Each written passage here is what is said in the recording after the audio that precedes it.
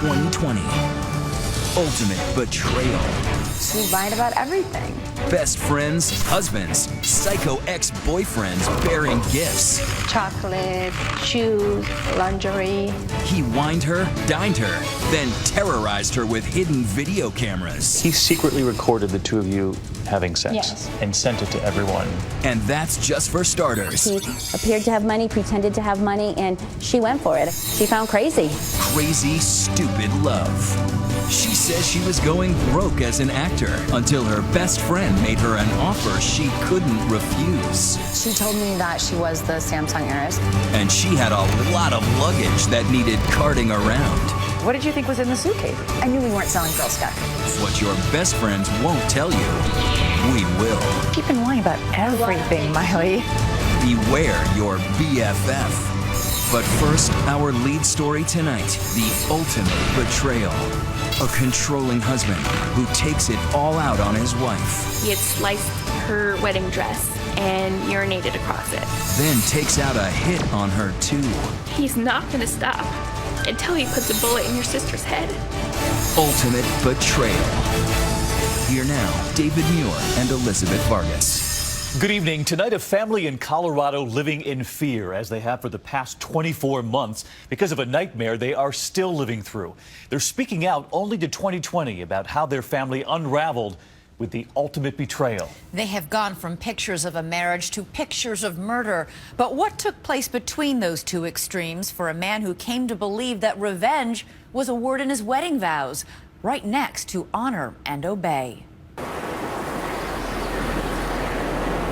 In Colorado, the storms can be brutal, but it's human fury that does the most lasting damage, the kind that leads to betrayal and even murder.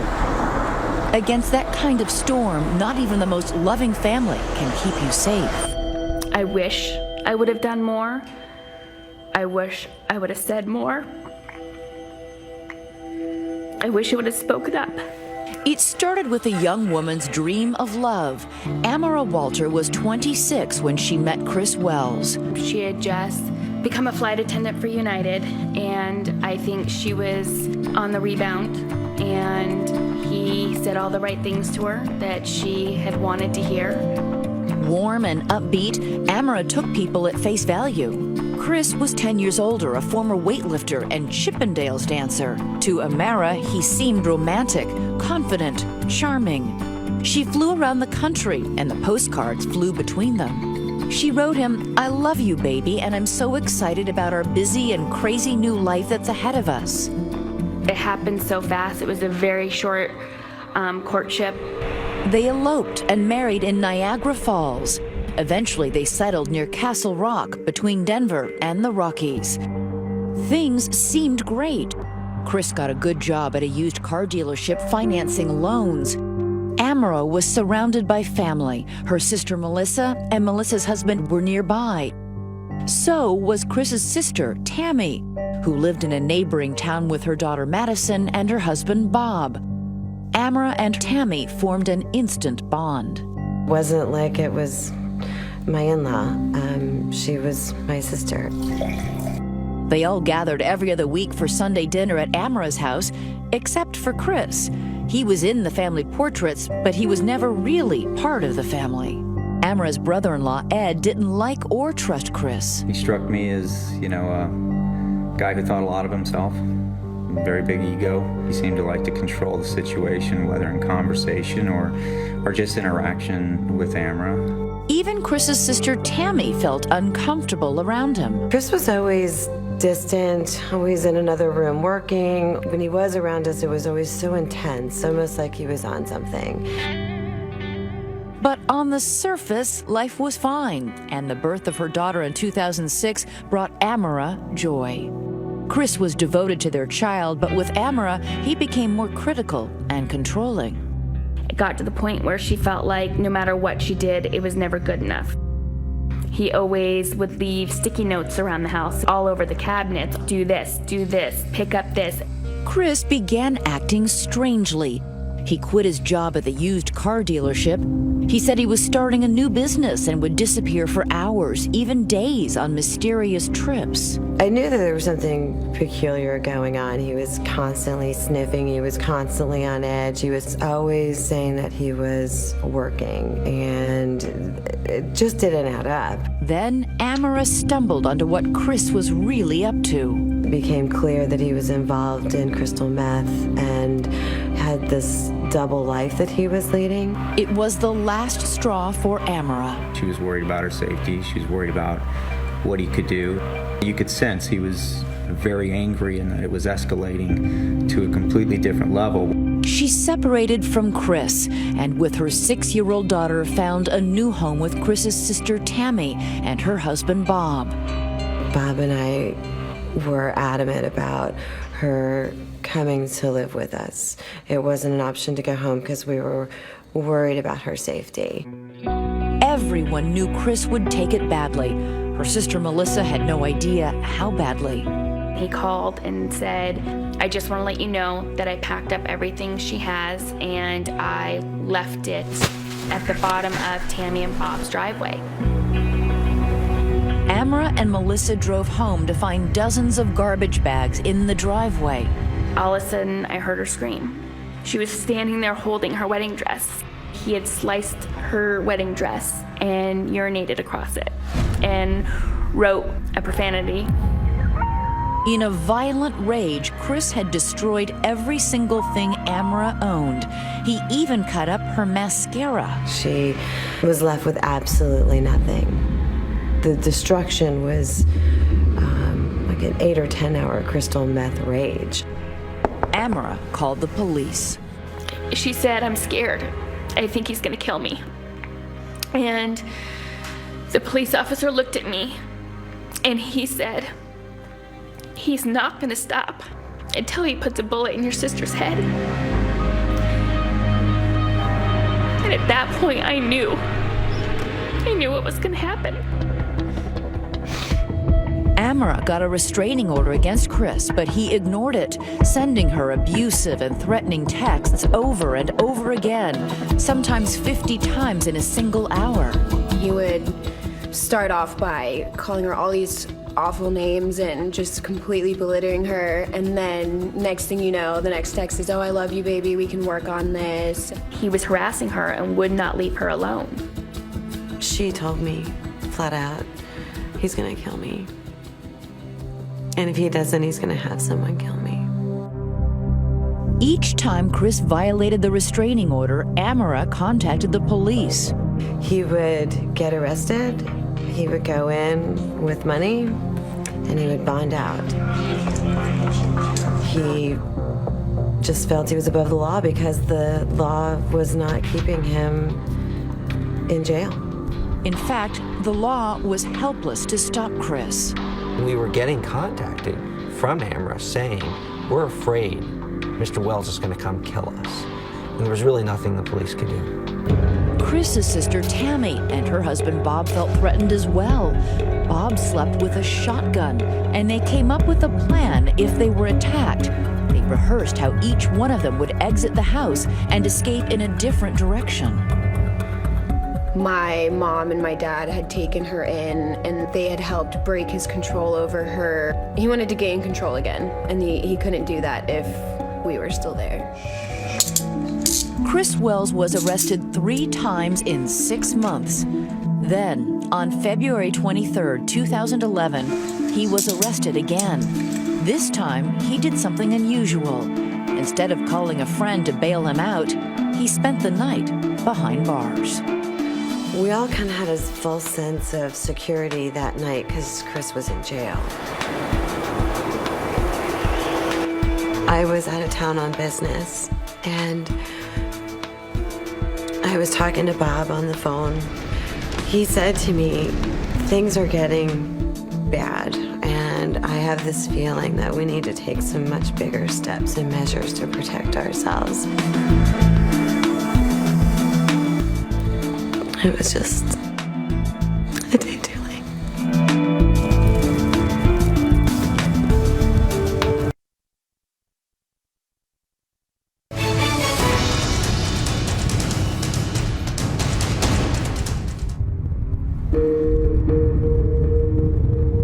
I got a phone call from mutual friend, and she said, Tammy's house is all over the news. Police confirmed for us within the last hour that 2 people are dead this morning at a Douglas County home. Right then and there, I knew. I said he did it. He killed her. I knew immediately. I knew he had killed them. For months, Tammy and her husband Bob had been sheltering Amara Wells and living in fear that Tammy's brother Chris would attack them. And now, Amara and Bob had been brutally murdered. The police were sure it was Chris. There was only one problem. Chris was in jail. Obviously, that was going to be our first suspect. To learn that he was in jail stopped us cold. We told him that, there had been some deaths in his family. I want to know who did this, and I think you can help me. I don't have any idea. Why would I have any idea? Who would do this? Of course, I mean, there are some family members that'll point to me. He would start exaggerating being upset. No. Shaking his head and almost screaming and acting out. This can't be happening. This can't be true. But then the next second, he'd be calm. Should I have my attorney here? Is he going to be attorney kind of question? It was an act. It was a complete and utter act. The police start where Chris used to work. You don't expect to find what detectives will ultimately discover. 4 used car salesmen moonlighting at murder. The first one they interview is Micah Woody, son of a well-known local pastor. Said or done anything that would suggest that he really disliked his wife? Yeah, he would say, I hate her and that bitch, she's keeping my kid from me. What about something like, I'm going to have that bitch killed, or... No, he's never said that to me, actually. At the crime scene, the police are looking at the evidence, and it speaks volumes to them. It was very obvious that there had been a very large fight. Somebody had been pushed or shoved through, part of the drywall. Returning to the car lot, the police notice that one of the salesmen, 26-year-old Josiah Scher, has cuts and bruises on his face. He's the father of several children and working on commission. We knew that he had been in the military, clean cut, well-mannered, very likable person. They arrest him the next day. Josiah, sir. Hey, right, you made some. The police don't have enough to make the charges stick, but they're not telling that to Josiah. So I'm already arrested for murder. Oh, yeah. Done deal. Can I ask you how? How what? How me so quick? You can ask, but I'm not going to tell you. It turns out Chris Wells was willing to pay to have his wife and his sister killed. He asked Micah Woody, his co-worker, to set it up. All Micah had to do was look across the used car lot to find Josiah. You wouldn't think a used car dealership would be so full of human evil. Or maybe you would. What did Micah exactly tell you?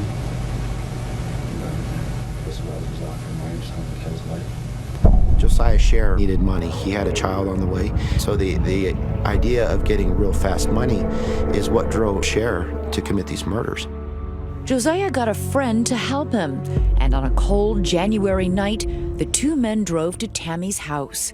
They parked outside and got high on cocaine and speed to get up their nerve. Josiah sneaked inside and looked for his targets: Chris's wife, Amara, Chris's sister, Tammy, and Tammy's husband, Bob. The price for each one of those human lives, $5,000. He'd been told the most important thing was to kill Amara. He went to her bedroom first. She ran towards the stairs, and he shot her in the back. Josiah heard a noise. That noise would have been Mr. Bob Rafferty. There was a huge fight. There were pieces of teeth laying around on the floor, indicating just a huge struggle. Bob had a shotgun, but he missed. He kept fighting until Josiah shot him. Watching it all was Amara's 6-year-old daughter. Later, Tammy thought that Bob fought on to save the child. One of the most beautiful things that we heard shortly after was from the sheriff, who said Bob was an incredible hero that night, that he fought with everything he had.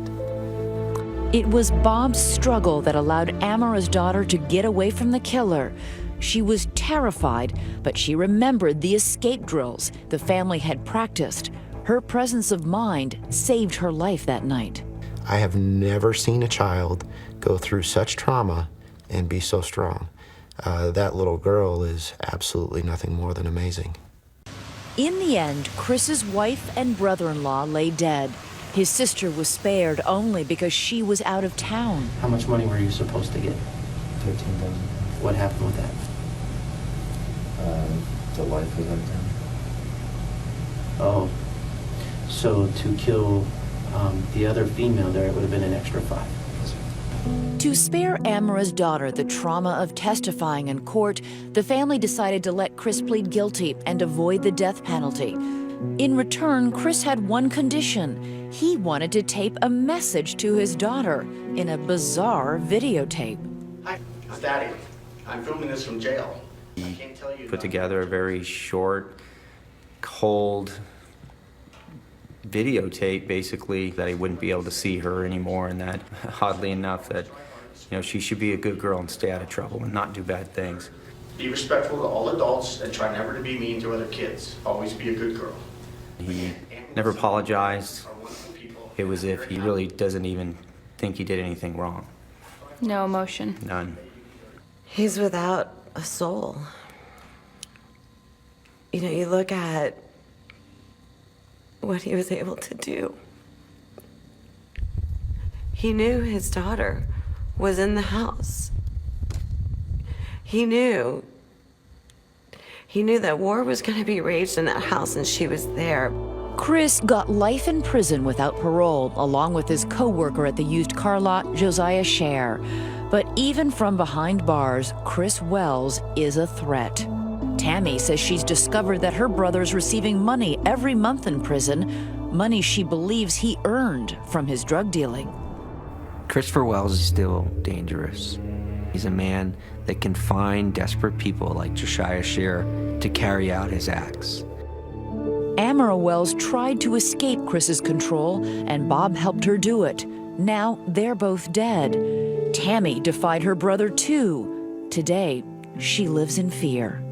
I know what Chris does when he has access to money. His job isn't done. I think he wants to come after me because I wasn't home that night. I think it is possible that Chris Wells may try to have somebody else threaten, scare, or maybe even harm, his family. I think Chris Wells is the type of person who won't stop.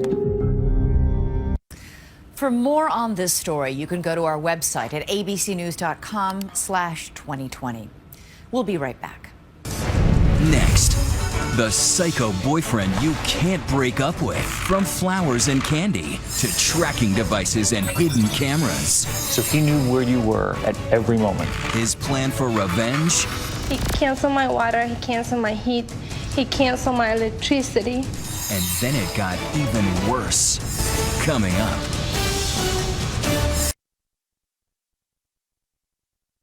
Well, they say hell hath no fury like a woman scorned, but they clearly haven't met the man you're about to. He's got a bag of tricks that could give Glenn Close and Fatal Attraction a run for her money. Authorities say he had his own weapons, an iPhone, the internet, and a sex tape his ex-girlfriend had no idea existed. Tonight, how authorities say he tracked his ex-girlfriend and trashed her reputation keystroke by keystroke. And it all started with some pleasant chit-chat at 35,000 feet. It all started with what seemed to be a fairy tale flight for a young mother who thought she was lucky to meet the charming man seated right next to her. You met him on a flight? I met him on a flight from Boston to Washington, D.C. You hear about people meeting on planes all the time. It's fun, So fun, it seemed an unexpected romance was about to take off, too. He seemed like a really nice person. You talked the whole time? Yeah. And when the flight landed, Soraida Hicks says the gentleman beside her, Bruce Steinman, asked for her number. And I was like, well, okay, why not? Why not? He told her he was in the D.C. area often on business, and it wasn't long before their first date. In fact, they would go out 3 times before she would even reveal where she lived. And when she did, he sent you flowers. Yeah, he wanted, that was the reason why he wanted my address. He wanted to send me flowers. Every day was something. He wasn't just showering her with gifts. This was a downpour. Chocolate, shoes, lingerie. I will get home and it will be in front of my door. But it was the next gift that would come with strings attached. But those strings were invisible. He gave me an iPhone as a gift. The iPhone is where everything started in. Because authorities believed that iPhone would become Bruce Steinman's most powerful tool to track her.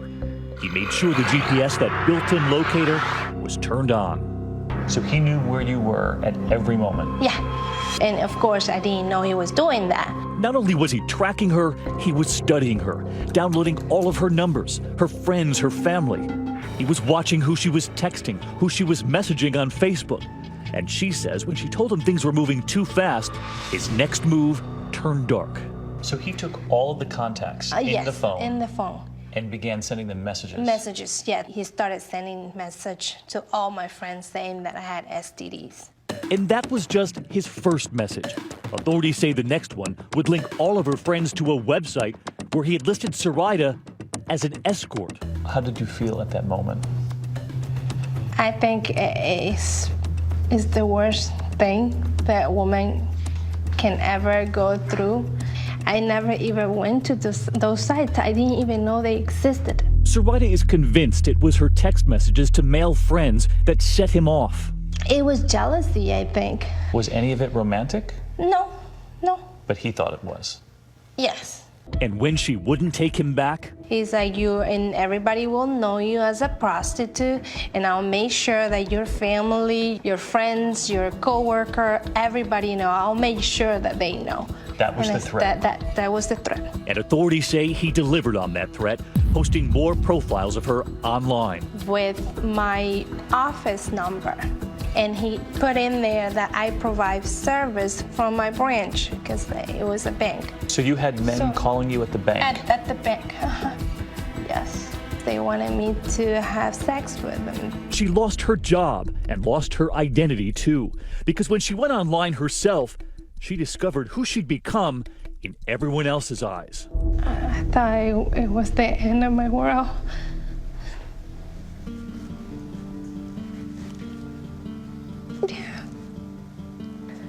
I thought that everything I worked for was gone. Authorities say he would find other ways to terrorize her too. Cancel my water, he canceled my heat, he canceled my electricity. Why was he doing this? He wanted me to call him and say, help me. Instead, she was pleading help me to police. Just as authorities say, Bruce Steinman was about to deliver his biggest blow yet, posting a sex tape she had no idea even existed. He secretly recorded the two of you having sex? Yes, and I don't even know how he took that video. I was like, how dirty can you be? You're sending this to my family, to my daughter, to my kids, to my kids' friends. I couldn't believe it, but I was living it. And her daughter was about to be living it too, because authorities say not only was Soraida's name and number listed, he would soon list her daughter's name too. At that moment, I wanted to kill him. At all hours of the day and night, strangers now showing up at their front door. Your daughter would be home Yeah. when these men would show up at the house? Yes, soliciting sex, correct. My mom didn't want me to know. Soraida's teenage daughter Pam was about to learn what her mother had been trying to protect her from. While getting ready for school in the morning, men, perfect strangers, showing up. It's like 7-something or 6, and I'm getting ready, and I'm like, Mom, someone's knocking at the door. My mom's like, do not ever answer the door anymore. I don't want you looking through the hole or anything. And just like her mother, Pam's list of friends would not be safe either. He started texting your friends, pretending he was your mother. Yes, he did. That's what he did. And everyone at school started to hear. Yeah, everyone thought my mom was a porn star. I think that was the tipping point. Arlington County Detective Angela Comer was the lead investigator. That's when we knew he was willing to go to great lengths to continue to terrorize his family. He came to my apartment with a knife and slashed all my tires. She filed for restraining orders and got them. They actually thought that he was going to kill me.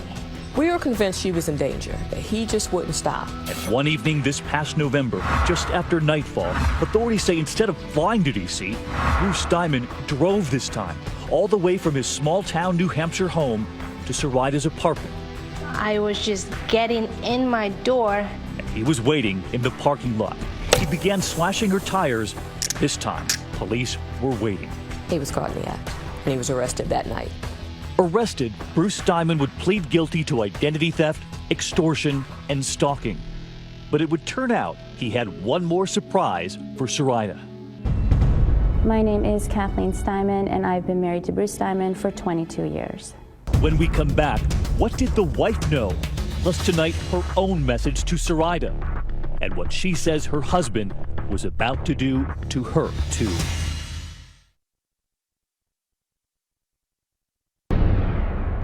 Bruce Diamond is now serving a 7-year sentence after police say he terrorized Soraida, posting fake profiles of her on escort websites, and worse, posting a sex tape of the two of them. To this day, she says she has no idea how he recorded them. She never saw a tiny camera in the room or a phone propped up in the corner to capture them. I have no idea he had ever taken this. And he forwarded this to over 3,000 people. And this was video of the two of you? Of me and him having sex, yes. And that video spread faster than she could have imagined. Multiple porn sites. But what was worse was the family and the friends who authorities say were sent links to it by the man Soraida met on that plane. Could you believe this was happening to you? No, I didn't believe. I kind of like put in my head that it was just a nightmare, that it was not true. But it was. But it was. And there was that one last surprise for Soraida.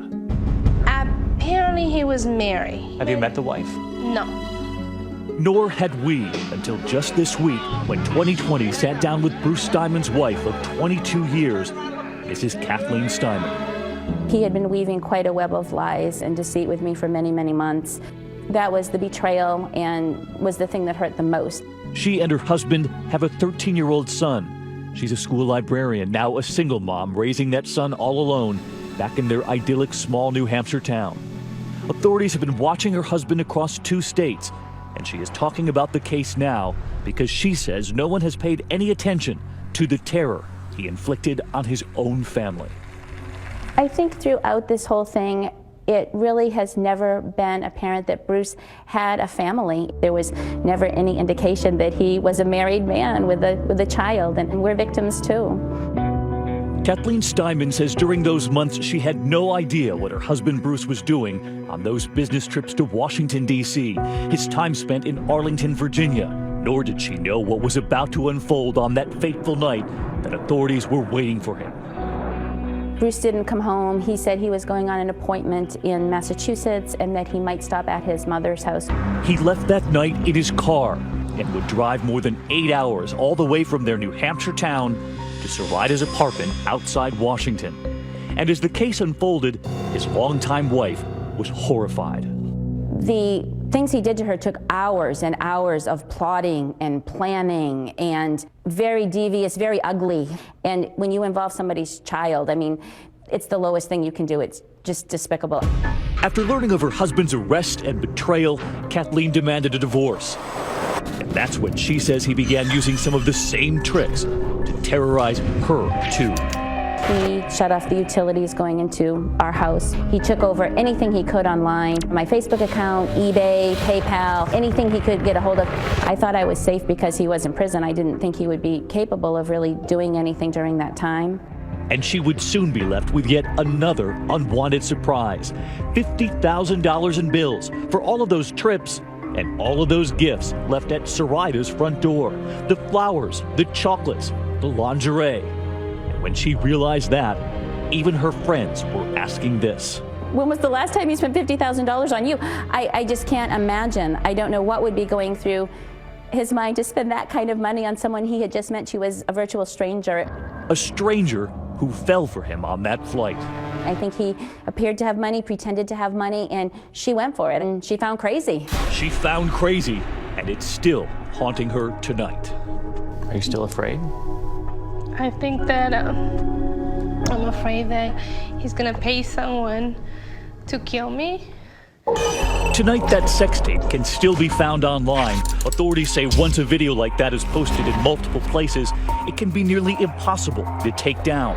It could ruin a person's reputation, and it's very difficult to get that information back. He was using that technology to destroy a person's life. He was destroying her life. He did. And Soraida's daughter Pam knows that awful tape of her mother is still out there. The video was my mom, so everyone was convinced that it was my mom. What has he done to your life? He destroyed part of me. Like, I will never see men the same. A daughter now watching her mother trying to rebuild their lives.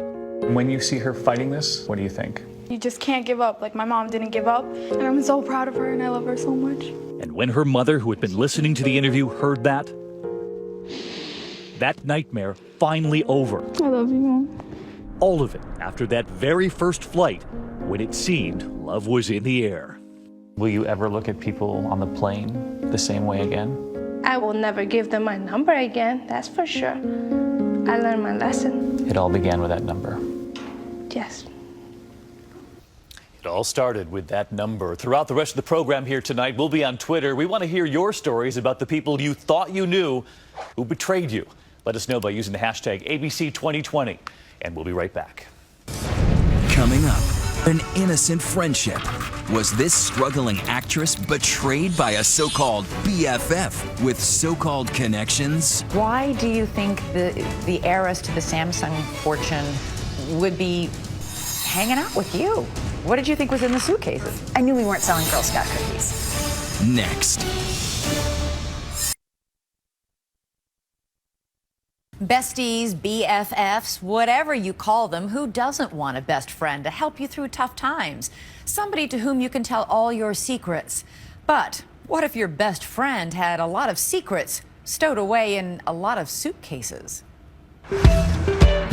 Hollywood, the glitz, the glamour, where stars are born every day. Grew up watching the actors on Friends, and I wanted to do what they were doing. Fresh out of high school, Miley Katie, yes, that's her, a brunette then, wanted it badly. She left her small town of Bremerton, Washington with little money and big dreams. You know, there's a cycle of just spending a lot of money on acting classes. There's headshots. It's difficult. How quickly did you burn through what little money you brought here? Probably 6 months. Wow. And you were lonely? I was. Forget Ross and Rachel, Miley needed real friends. Someone in her acting class introduced her to this girl, Lizette Lee, who seemed to have it all. So what did she tell you about herself? She told me that she was the Samsung heiress. And did she appear to have the wealth and trappings of the heiress to the Samsung fortune? She looks the part, she acts the part. She always seemed to have a lot of money. She had a Mercedes. She drove Bentleys. She ran with the crowd befitting an heiress.